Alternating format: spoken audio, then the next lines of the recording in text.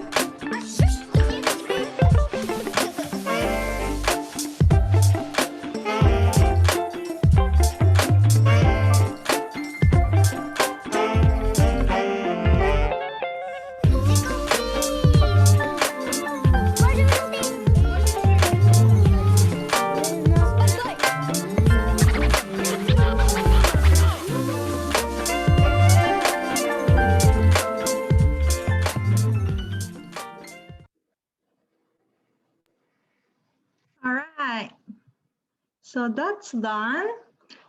We're just gonna go quickly to the cream.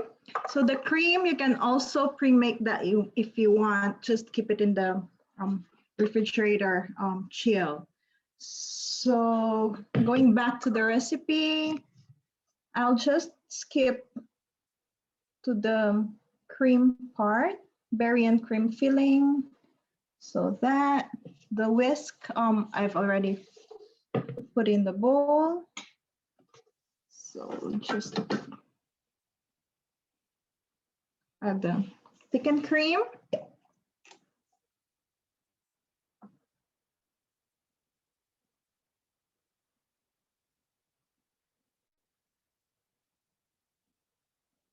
Yep.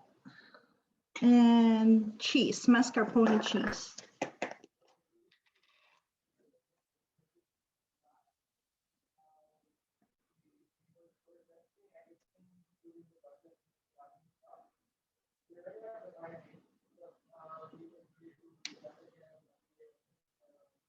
Yeah. And next, vanilla.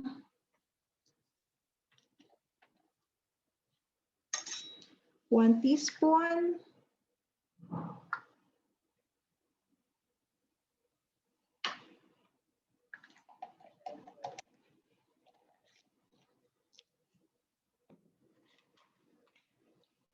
Two tablespoon icing sugar.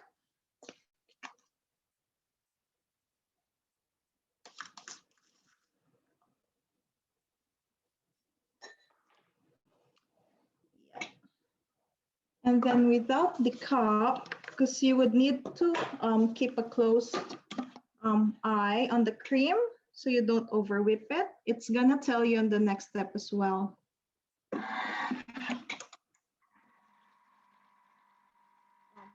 Yeah, so just check, or I think you can listen to the sound of the cream. You'll know when it's ready.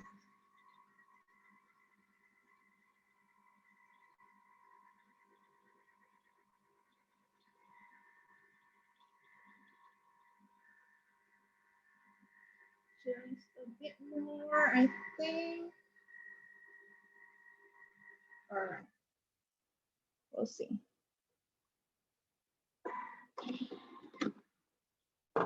Perfect. So it's like that. And once you've got that, remove the whisk and just assemble all your parts. I just take this off.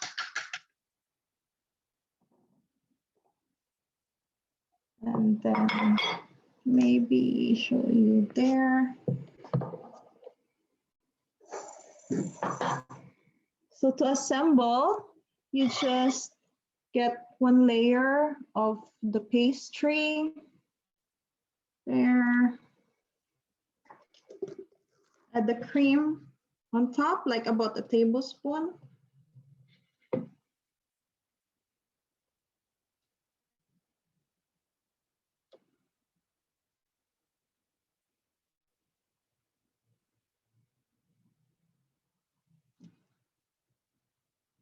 Yeah, about. And then the strawberries, you can use other fruits as well. I think mangoes would be nice as well if it's in season, or peaches, or yeah, just whatever fruits in season that goes well with cream. So there you have one layer. Add another layer. It says smoosh down a bit. Then add another teaspoon of the same.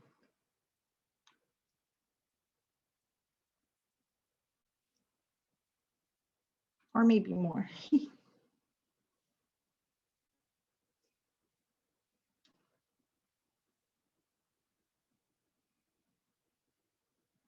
There we go. Some more strawberries.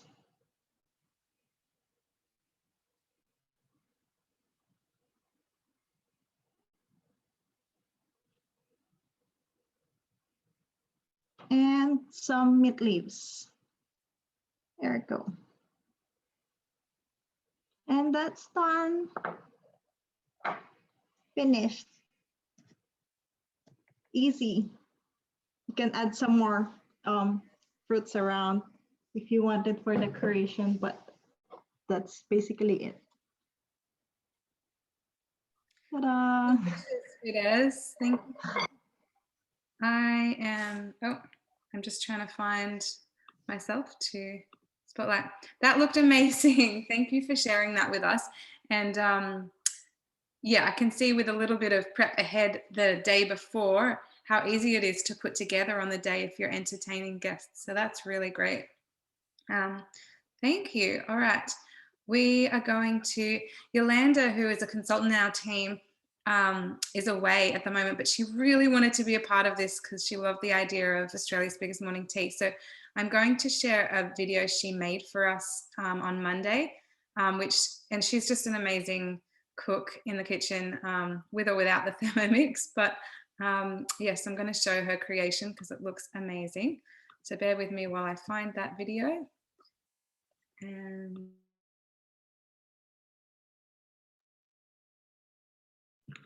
hi everyone, I'm Yolanda. I'm recording this today because I can't be with you. I'm out and about in my caravan enjoying life, but I did want to make a recipe for you, and today I've chosen one from Entertaining with Danny Valent. It's called bacon and cinnamon scrolls with maple glaze. I've made it just once before. It was quite delicious, and I thought it'd be nice to have something that was a bit of a baked savoury good to have for world's biggest morning tea. So I'll just tilt my computer down so that you can see my Thermomix there. We'll get going. So first things, preheat the oven and turn it to 190 degrees on the grill setting. Line a baking tray with some paper towel and set that aside. We're going to grill our bacon just in the oven, but actually I've gone a step ahead and I've just done that quickly in a pan so that it's ready to go. It does ask for streaky bacon, but I've just got these middle less fatty pieces, and I think that would be quite delicious for today. So once that's ready, let it sit on some paper towel to absorb the excess oil. Heat your oven to 190 degrees, and now we're going to get on to making the dough. If I'd been truly organised, I'd have the butter chopped and ready to go because we actually want 50 grams of unsalted butter. So I'm just quickly going to chop that up now. We want it cool as well. So I'll just pop that into the Thermomix bowl. I do love the scales, how they weigh as we go. So easy. And the TM6 weighing down to 1 gram of accuracy is something I really like when it comes to baking. Things where you want to be fairly accurate. Oh, now I've gone over, wouldn't you know it? I'll just take a little bit out.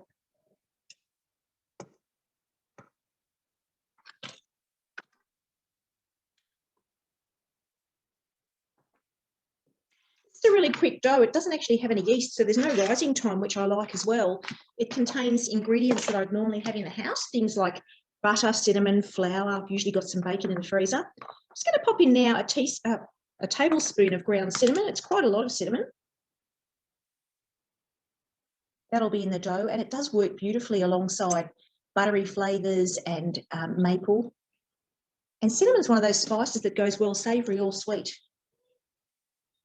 Now we're just going to put in a little bit of raw sugar, just 50 grams.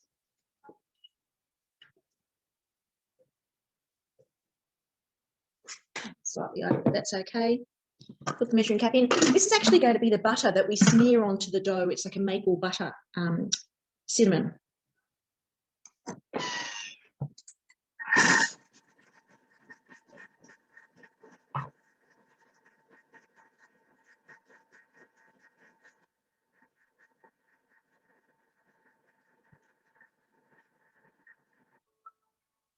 And there we go.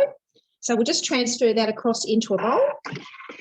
We'll need that as soon as we have made our dough. You can just see it's just, well, maybe you can't see it in my lighting. Butter and cinnamon and a bit of sugar all nicely together. Everything's so quick in the Thermomix. It's one thing I just love about it. You can whip something sensational up, often with not much forward planning, if it's things that are commonly held in your kitchen.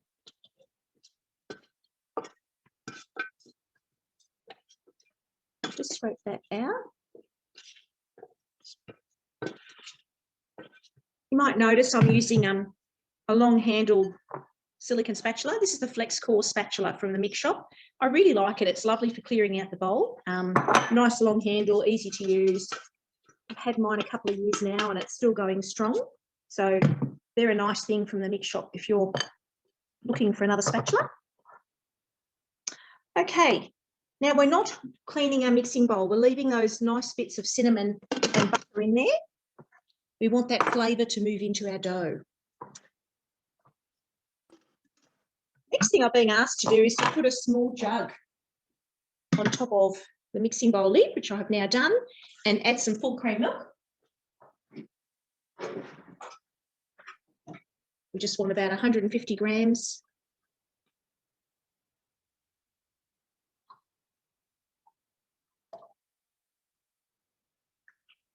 Okay, that'll do. And we'll just pop that aside as well. So now, it's asking me to grease around springform tin. The size is a 22 centimetre. I've got the 23 centimetre rose gold one from the mix shop. And I've also got the liners, the parchment liners, which I love. They just make life so easy. Buy the parchment liners in a pack like this for the 23 centimetre or the 20 centimetre, and then I just pop them in as I need them. Okay, now we're on to making the dough. It's a really simple dough. We just want 300 grams of plain flour. And I don't see why you couldn't use gluten-free flour if that's what you needed.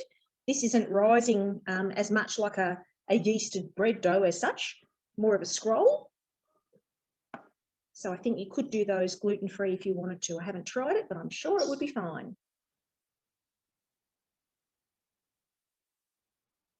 So there's my 300 grams of flour. Next thing we want is 2 teaspoons of baking powder, just to give it a bit of a lift and make it light. Pop those in.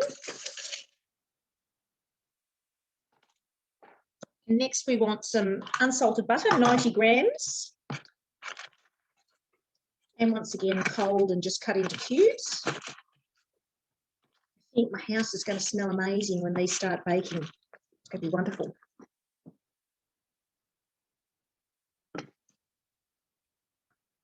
$97, I'm slightly over. There we go, 92, near enough. Okay, now we're just going to pop the measuring cup into the mixing bowl lid.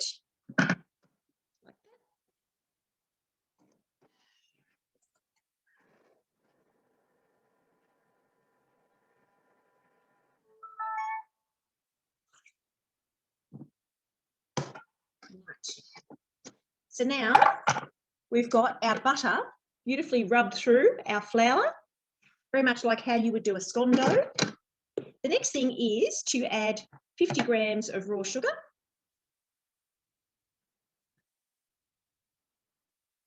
So this really is a bit of a sweet and savoury all in together. Okay, and now just a little pinch of salt. Okay, measuring cap on again. Next. And we're just going to give it a knead. While that's happening, we're gradually pouring the milk in through the hole in the mixing bowl lid until a soft dough forms. We'll just pour that in gradually. And we can watch as we're going.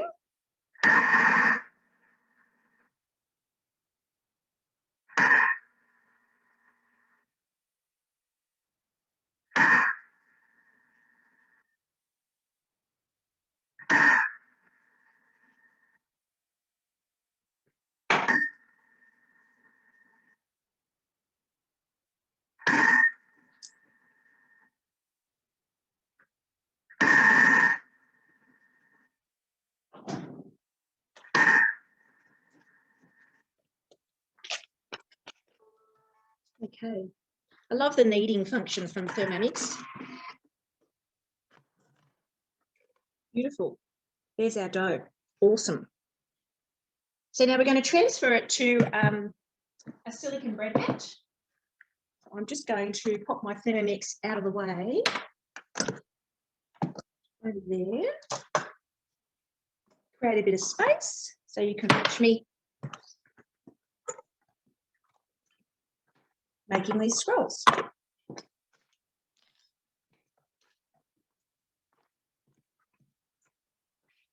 We hadn't decided till about half an hour ago to make these today, so I'm a little bit on the fly, but that's okay. It shows you how fast we can make things in our Thermomix and how quick and easy it is to do.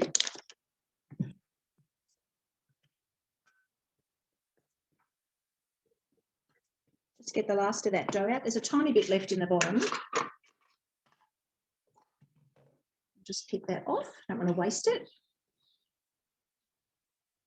Okay.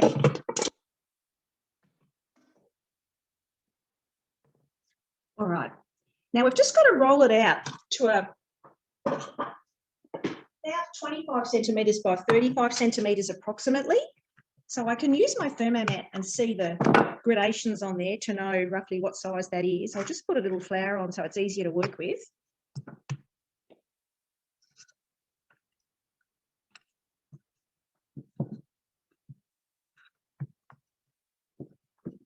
Okay.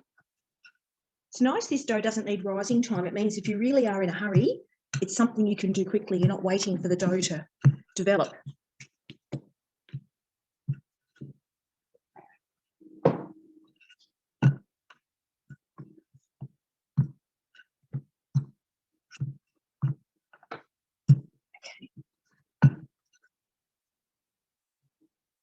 That's roughly the size we're after.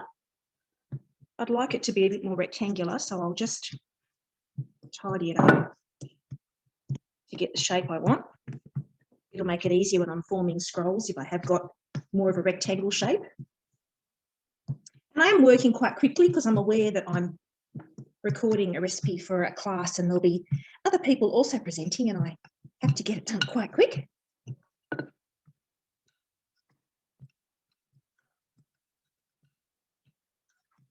Okay, so that's roughly the size I'm after there. So now I'm going to just sprinkle this reserved butter mixture over the dough. It is kind of fairly thick, the butter mixture. So I might be able to spread it a little with a spatula. Just like that. Doesn't need to be even. We're going to roll these up anyway, so the flavour will be right throughout.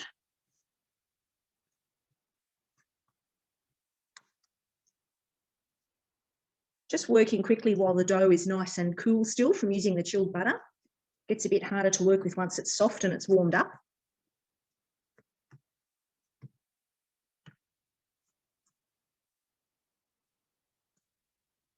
That's going to be good enough for us. If you can see, there you go. That's probably a bit easier. Okay, the next thing we're going to do is we're going to, with the long edge of the pastry next to me, we're going to lay the bacon up vertically and just have a little piece sticking out the top and a bit of a space between each of them.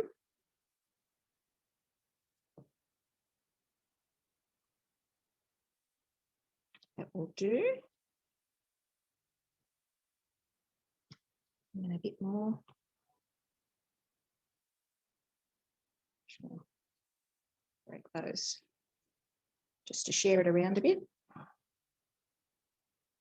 Might break those too. If I'd used the smaller pieces, it would have been a bit easier to work with, but I don't have it in my cupboard, so we're going with what we've got. Okay, now when you're working with a Thermomat, never, ever, ever cut on it with a knife. Always cut on it with a spatula or if you have one of these from the mix shop. These are really handy things to work with dough. So what we're going to do is we're going to roll this up. And actually, I'm going to roll it in the other direction because this is easier. Just take my mat and start the rolling process that way. Roll a bit more. And then roll a bit more. Beautiful, until we've got it into a nice shape.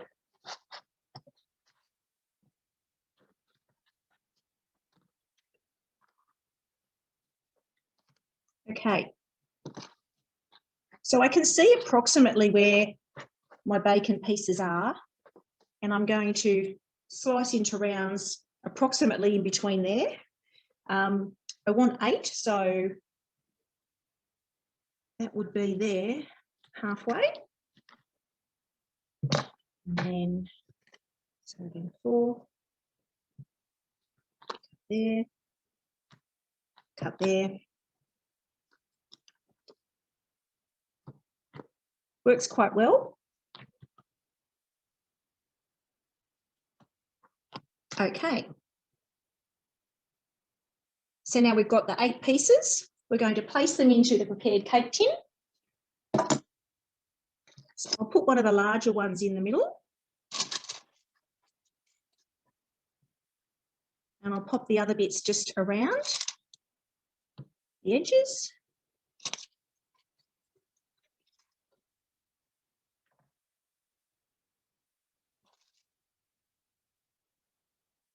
Might have been better if I'd cut them a little bit more evenly in size.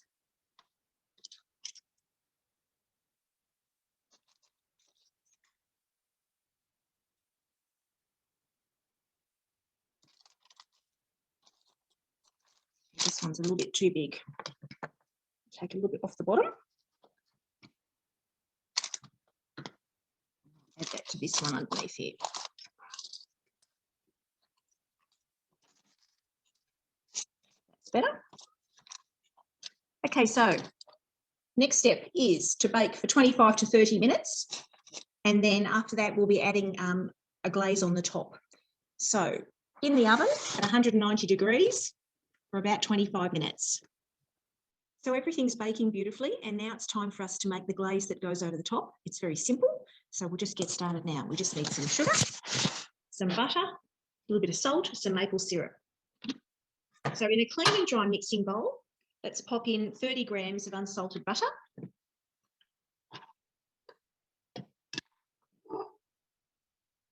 And next, 50 grams of pure maple syrup. I just use this one here. Make sure it is pure maple syrup and not maple flavoured syrup, which is really just flavoured sugared water. So nice 50 grams of that. And the next thing, 60 grams of pure icing sugar.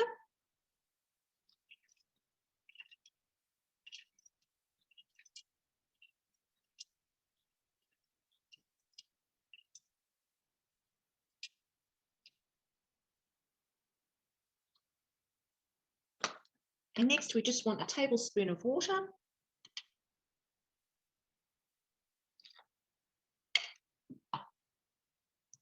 And a quarter of a teaspoon of sea salt flakes. I've just got some pink salt that I've ground up in my Thermomix, and that's about a quarter of a teaspoon there. Pop the measuring cup into the mixing bowl lid. And now just 2 minutes, we're going to heat that up to 60 degrees on a low speed. And when that's done, it'll be ready for us to put onto our scrolls. So we'll come back when it's time. So it's baked, looks fantastic. It's filled my 23 centimetre springform tin quite well. The smell with the cinnamon and the bacon is just beautiful.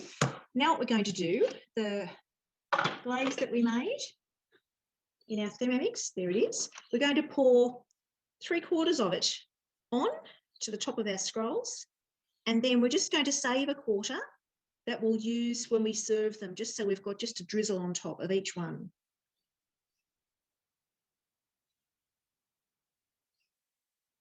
There we go, so just a little bit left. Sticky, oozy, mapley, bacon, cinnamon, delicious morning tea, something chefy from Danny Valent. Her recipes are quite chefy, and it's nice to make something new. Look how good that is. Thanks for watching. Happy cooking. Happy world's biggest Mother's Day morning tea. Bye.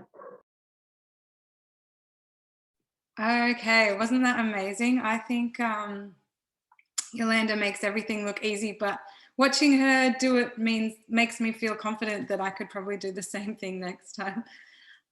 So I am going to show you now another savoury morning tea idea that I have thought up in my head, which is to use our Brazilian cheese puffs. So I've made, you can see them behind me, I've made a batch of Brazilian cheese puffs, and I wanted to just quickly show the video of how that's done, because it's super easy, and obviously I needed them made ahead. So I can just show this. Here we go.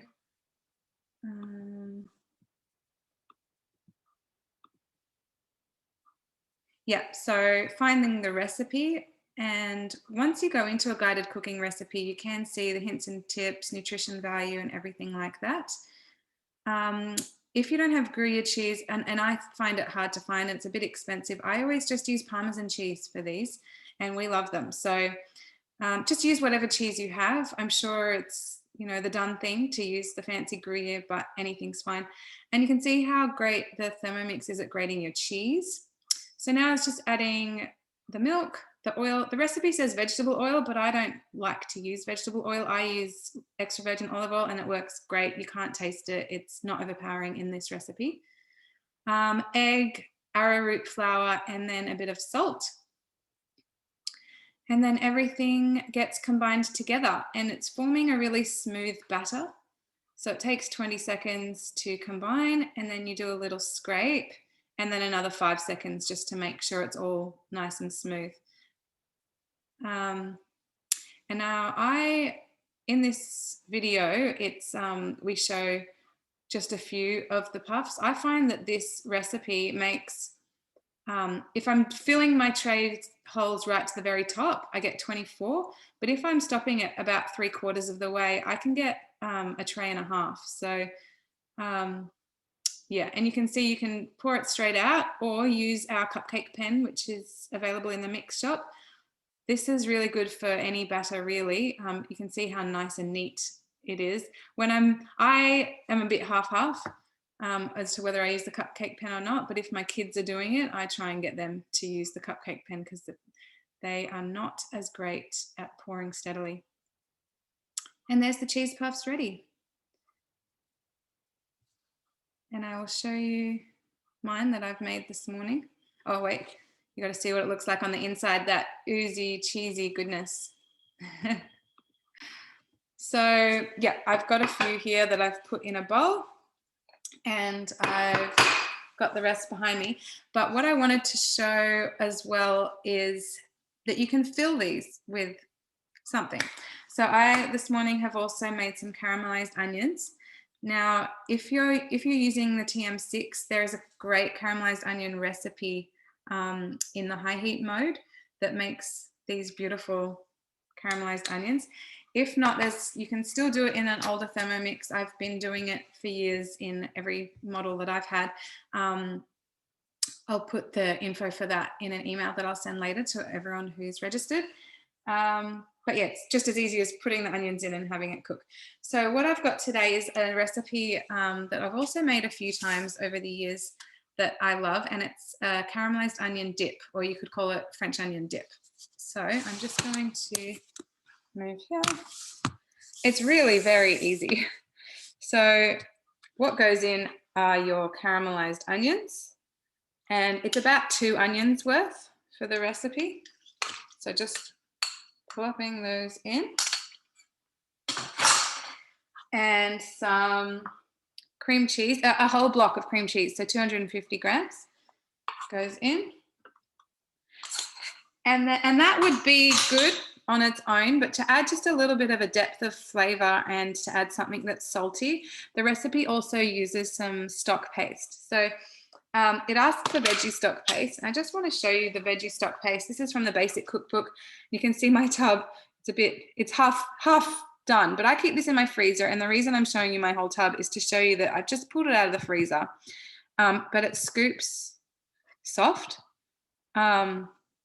So you don't need to worry about putting it in ice cube trays or anything like that, and putting it in the freezer just means it lasts a bit longer. The other option you could have, this is the chicken stock paste.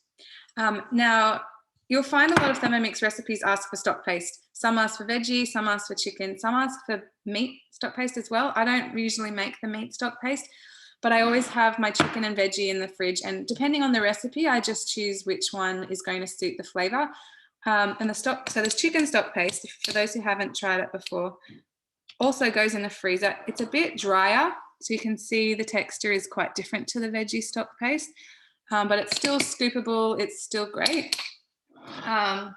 But the flavor is completely different. Now, if you don't have one or the other, just use what you have in your recipe. But if you haven't tried this one yet, the flavor is very different. So I recommend giving it a go. But today I'm just going to follow the recipe and use the veggie stock paste in this dip. So it says to use about a teaspoon. So in we go.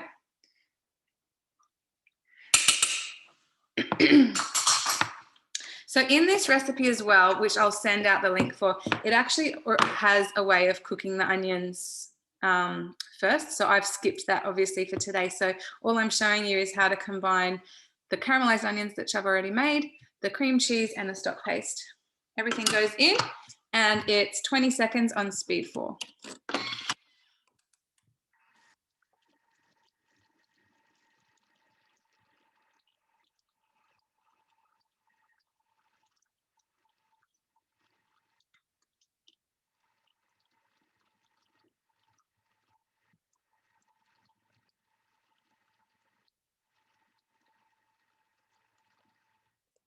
Okay, so that's it.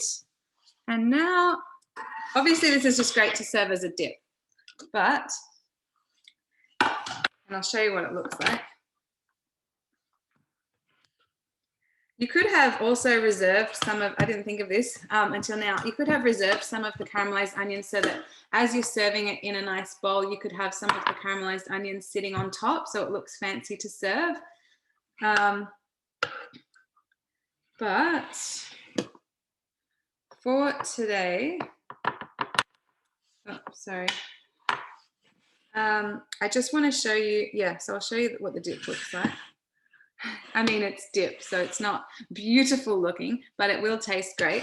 But what I wanted to do today was show you my idea of filling the cheese puffs with some of the dip. So getting one of your cheese puffs and cut with a really sharp, I think a pointy knife is better to cut these. I'm kind of just cutting through the middle. And when you open these, they are, once they've cooled down, they're quite hollow. I don't know if you can see that. So there's a good amount of space to add some of your dip in.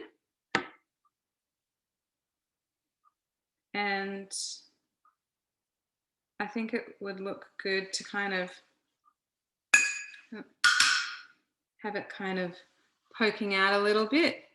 You could even put a bit more in, but have it kind of open so it's very obvious that you've filled it with a cream cheese, with a dip, sorry. So we've got a beautiful caramelized onion, creamy caramelized onion cheese puff, which I think it looks quite cute.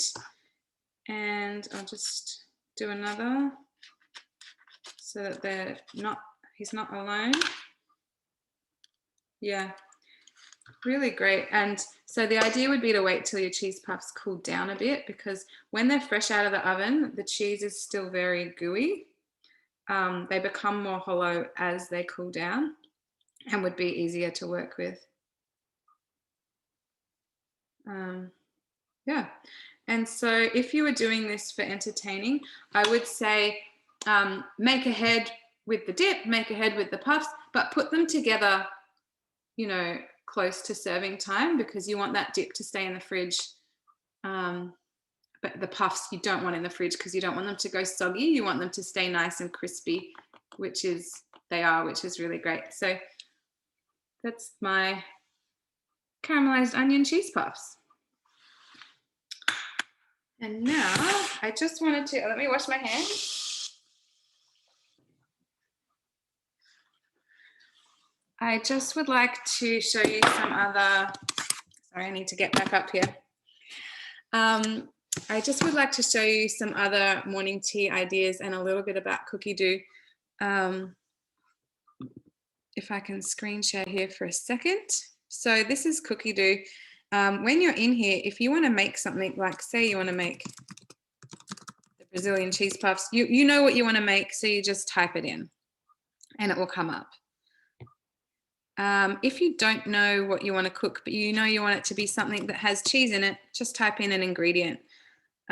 This is actually where I got the idea. I've made these cheese puffs with honeyed goat's cheese before, and we really liked them, and I thought that the other cheese puff recipe would be a bit quicker because you don't have to pipe the pastry. I know these look a bit fancier, but that's where I got the idea for that from. But if you really don't know what you want to make, but you want it to just be something, You can put in the type, like the category. So like for today, we wanted to make morning tea because it's Australia's biggest morning tea. You can type in that word and just see what comes up.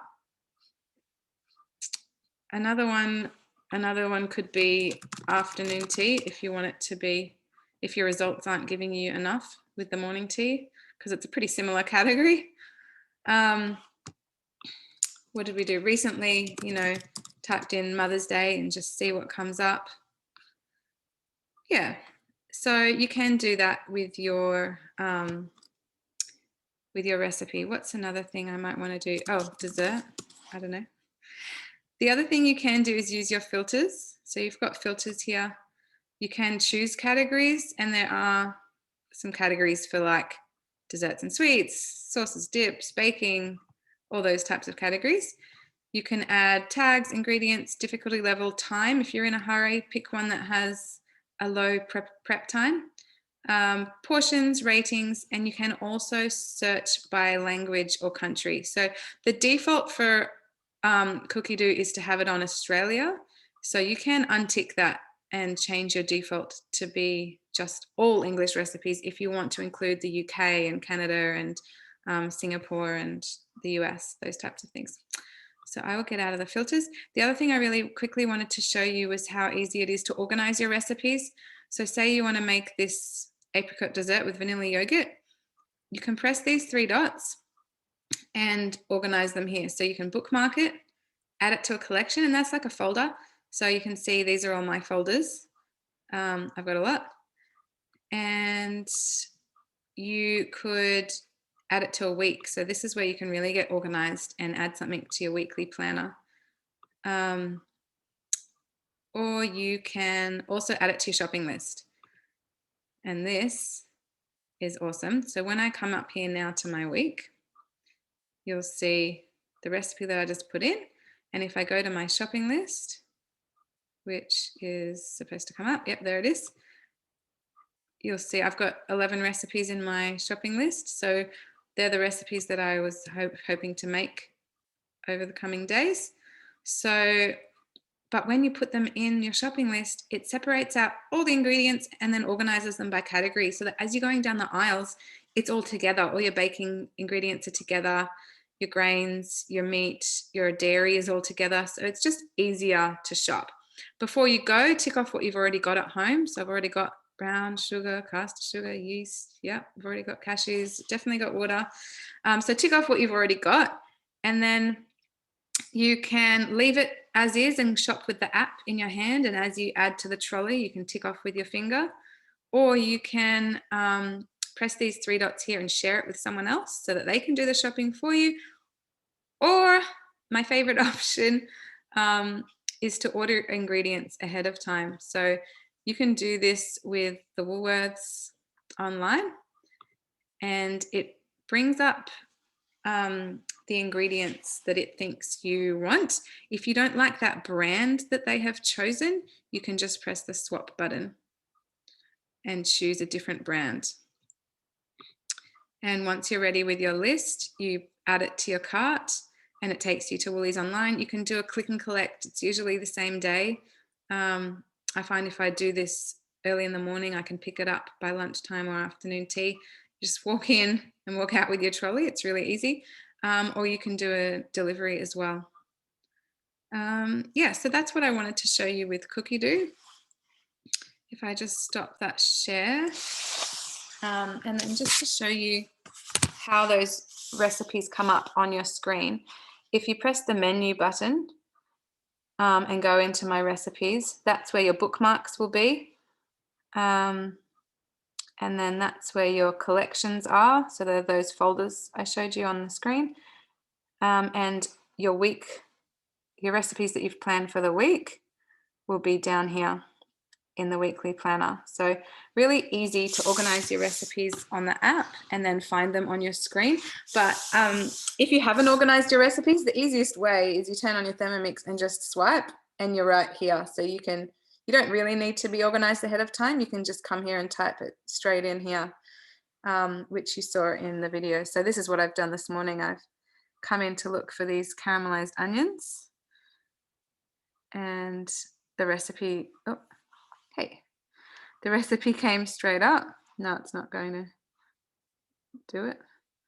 And I just went straight in, pressed start cooking. You know, I added my oil, added my onions, put on my splash guard and went straight for it, and it took 20 minutes to make those onions. Add some vinegar and salt, and then there's an extra few minutes of cooking to get that vinegar in, and then it's ready. And I did that earlier today so that they could be cool enough to make the dip for you all in this class. So that's basically all we wanted to cover today. We wanted to just share a few quick recipes that we like for morning tea, and also just give a few tips on how to use cookie dough, those types of things. Did anyone have any other questions while we're here together? Oh, thanks, Lynn. I'm just looking in the chat. Yes. Oh, good. I'm glad you're into cookie dough. That's awesome. And yeah, maybe let us know if you try any of the things that we showed today. Let us know how you liked it, and we'd appreciate that feedback as well. All right, I will just stay on in case anyone has any other questions, but otherwise, thanks so much. Oh wait, I wanted to share as well. Sorry, I forgot. I was going to share the link for our donation drive for the Cancer Council. I'm just trying to find it. Here it is. I will just put that, I will put that in the chat, and I'll put it in the email that I send out later as well, in case anyone wanted to donate. There's a company called Bingo Industries that's matching donations today only, so that your donation will be doubled up for the Cancer Council. So that's great as well. And yeah, hope you've enjoyed our morning tea. I'll end the recording, but stay on in case anyone has questions.